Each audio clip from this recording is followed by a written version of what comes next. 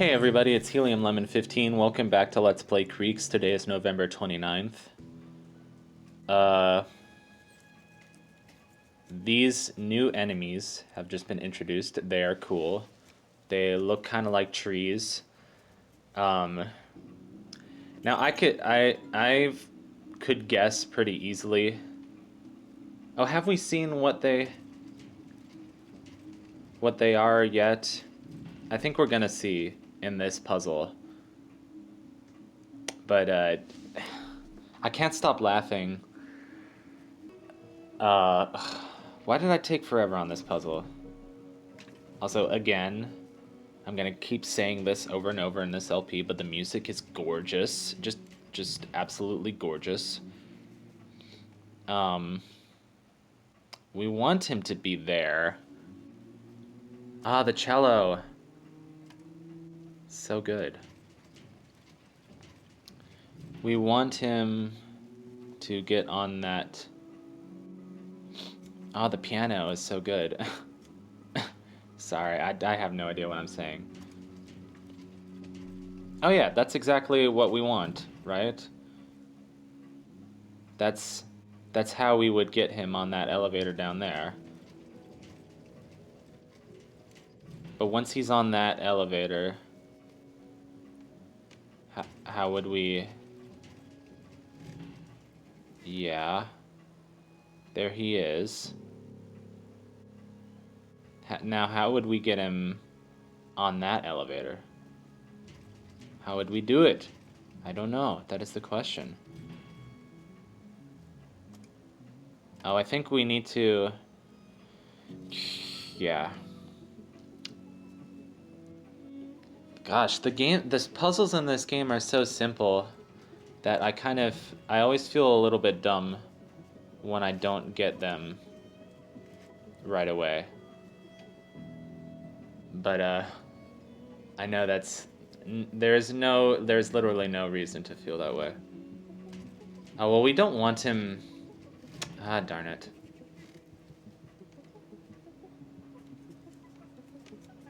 That's dumb.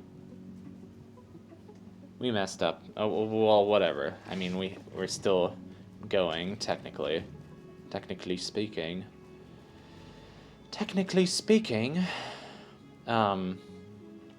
Shut up, dude. You're not funny. Anyway.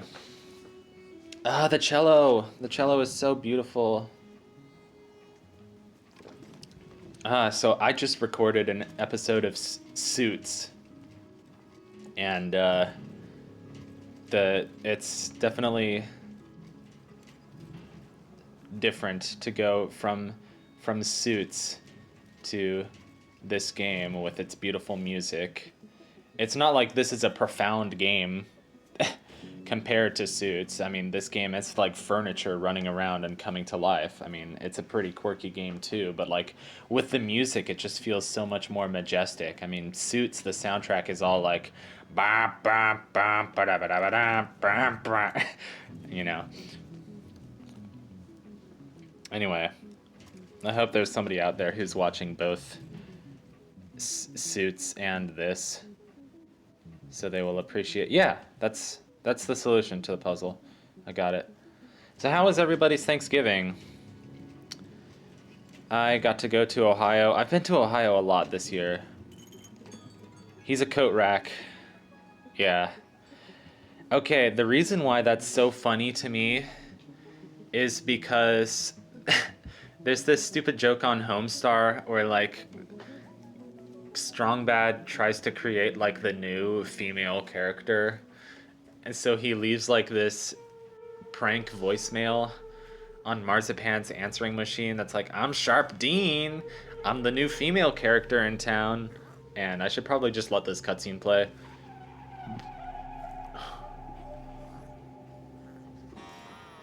Oh, shut up. That's my old clock.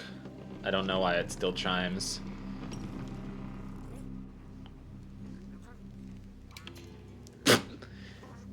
You're gonna need something a little bit stronger than pebbles there, buddy.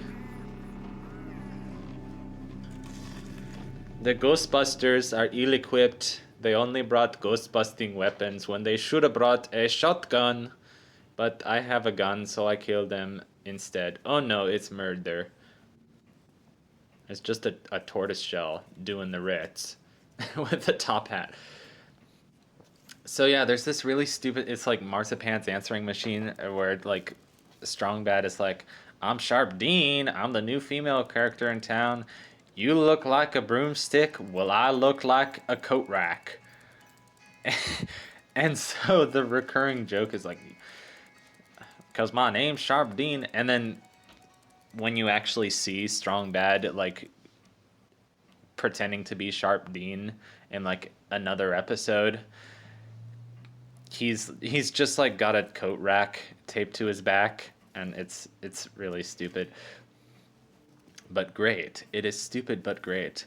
This puzzle, the solution to this one is annoyingly simple. I'm like so irritated with myself that I didn't get it. So every time I saw these guys, I would just say in that voice, "You look like a broomstick? Well, I look like a coat rack." It's so funny. My humor is that stupid. Um, so it's like, I, I was stuck on this puzzle for so long, and I counted it out exactly. I was like, I need to be 7 steps apart from him. And like, how do you be 7 steps apart from him? Well, you take a ladder down to the 2nd floor, and there's a little bit of extra room in the wall over there. But I was like, oh, well, then what's the point of going down the ladder? There's no point. Yes, there is a point of going down the ladder. Darn it. Anyway. Yeah, so it's like this Thanksgiving was like the first time most people got to like see their family since the pandemic. Yeah. So it's a pretty decent Thanksgiving. Pretty relaxing. My family lives in a pretty quiet part of Ohio, which can be a little bit boring, but at least it's a nice change from where I live, which is just like the noisiest city in the world. So whatever, I'm sure it's not, but it can be annoying. I spent most of my Thanksgiving holiday playing video games, listening to music, whatever, just trying to enjoy the vacation. I've been playing this. Well, I've obviously been recording this, so that counts as playing it. I've been playing this really tacky RPG Maker game called Learn Japanese to Survive Hiragana Battle, which is like this educational game which is supposed to teach you Japanese characters. So it is teaching me something, as well as being like a pretty basic RPG, which is kind of fun. I feel like I'm getting more and more into RPGs, with, first Xenoblade and Breath of Death 7 and Off and Hylix and Suits, and I've been playing Jimmy and the Pulsating Mass, and I've gotten pretty far in that game. I've been playing Yume Nikki. I got all 25 effects. I got the official ending. But that game's still so huge. Also so confusing. Like, dang. I would definitely be so lost without a walkthrough. There's me counting out the steps. I've been playing Broken Sword, Shadow of the Templars.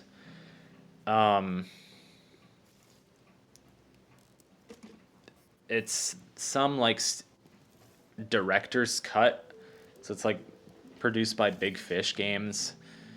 So it's not quite the original, and there's like some audio glitches and one cutscene that just kind of skipped when I wasn't even done with it. But like I got the gist. I was like, I don't mind.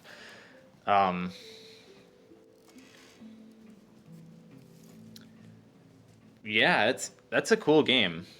It's definitely not a game that I would have heard of, but like I really like the classic point and click games. Some of them are like really hard. Like I would be absolutely stuck without a walkthrough, like on Grim Fandango and stuff like that. Some of the puzzles are quite hard. This game, I don't think it's that hard, at least so far. Seems to be fine, and it's a really cool like just like exploring Paris, and then I'm up to the part where you're exploring Ireland for the first time, and um, really nice. It's just really wholesome, like a really pretty game. All right, I clearly did not edit this footage well enough because I'm just standing around and I didn't cut it out. But at least there's some very soft, beautiful, like sleep aid piano music.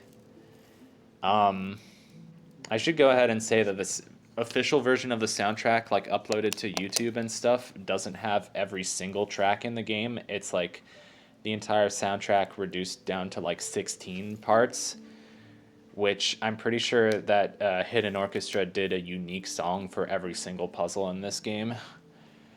Uh, but what you can do is there's an app called Creaks Box, which will play every single song in the game.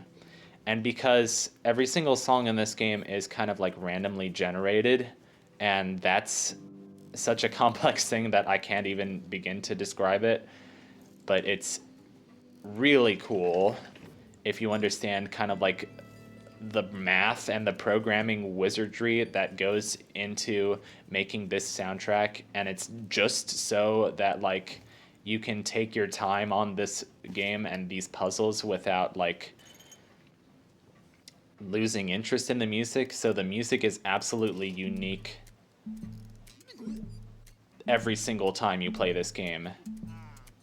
And the music is such that like it's randomly generated in a way so that it'll be absolutely unique for like 10 hours, I think, because of the algorithm that it uses. It's crazy.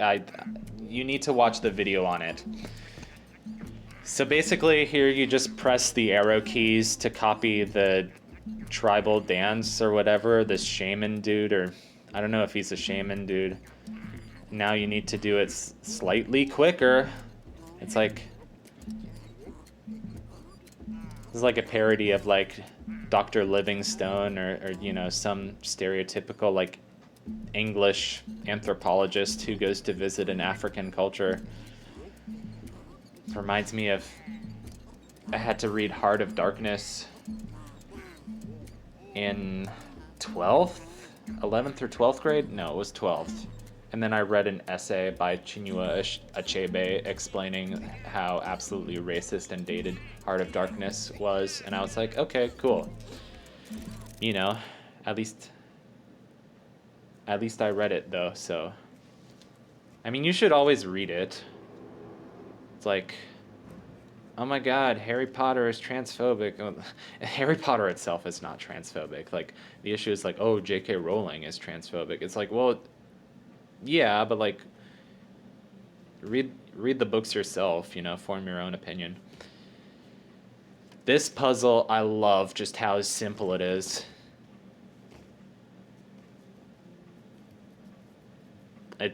And the Egyptian theme is so dang cool.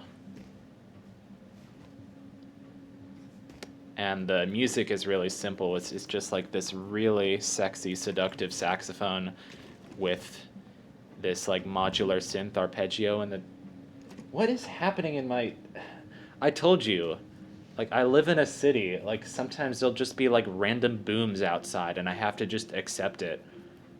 Or like there'll be like loud cursing outside my window.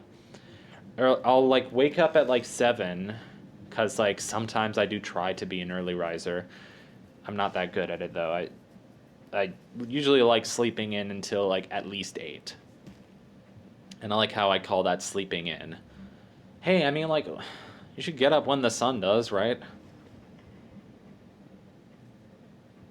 Like, we are creatures of the light. I don't know. I'm not trying to bring Christianity into this. I'm just saying like, you know, it makes us feel better to be like up when the sun is up. I don't know if that's a stupid idea, but like, dude, there's like construction outside my apartment like constantly. Like that's just the struggle of living in a city. And like I kind of want to go to school in Glasgow, which seems like a pretty cool city. Here I am like counting out the steps needed. So I'm like, I think one more step should do it. 1, 2, 3. Yeah. See how he's just one step too far. So I could, if I go over, that'll be like plus, I didn't see how many steps. But, you know, just go over there halfway, don't go all the way over to the ladder, and that's like -1 step. And now you can see that he's exactly lined up with the light switch. They put like that little ledge over the light switch so you can check if you're aligned or not, which is nice. Also, I love the like pharaoh head or whatever. Just all the design and decor. I love this. The scientist girl or whatever. She totally ruins his plan to hit the monster with a big rock.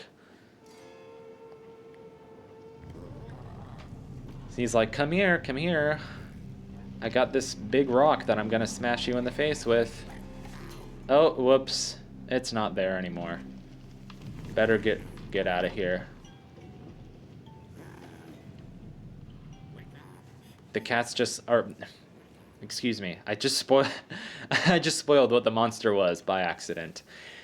You might have been able to figure it out. Like, those claws, it's a cat. But, like, you just saw the face. It's kind of like it's got, like, 6 eyes or something. So it doesn't really look like a cat. But it's, like, it's basically like a giant cat monster.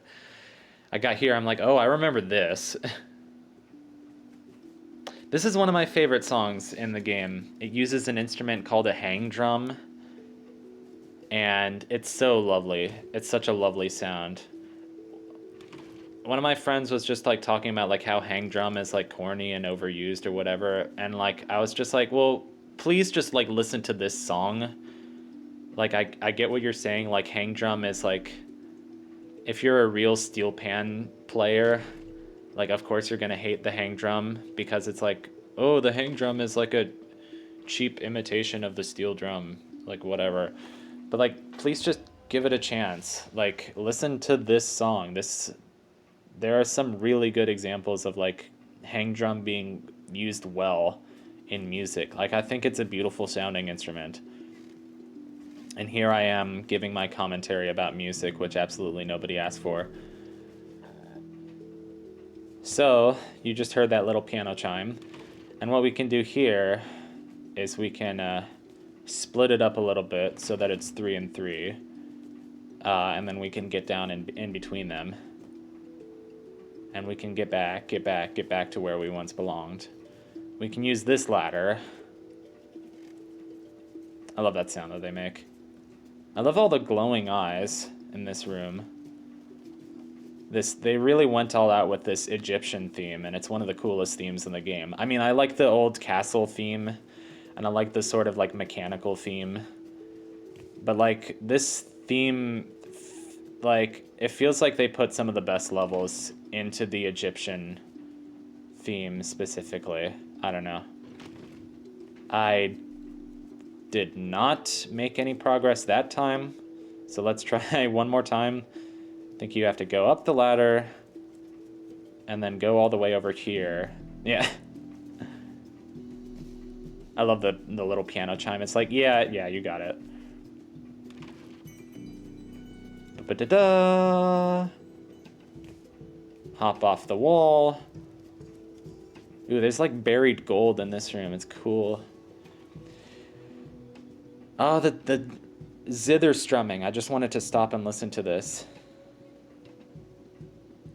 Or auto harp, whatever it is.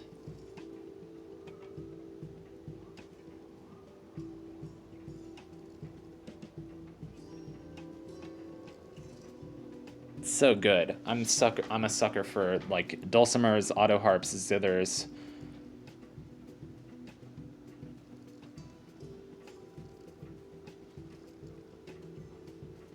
Ah man, it's such good music. So welcome to one of the most frustrating mini games in the game. Um, as you can tell, you control the hunter on the left with up and down, and you control the hunter on the right with left and right, but you're pointing the gun up and down with left and right. And these squirrels and whatever like woodland creatures will come at you so quickly and just like own you if you're not ready. So it's a pretty challenging mini game, and it's pretty stressful because you have to go through so many rounds of this, and like these creatures like come at you like so quickly.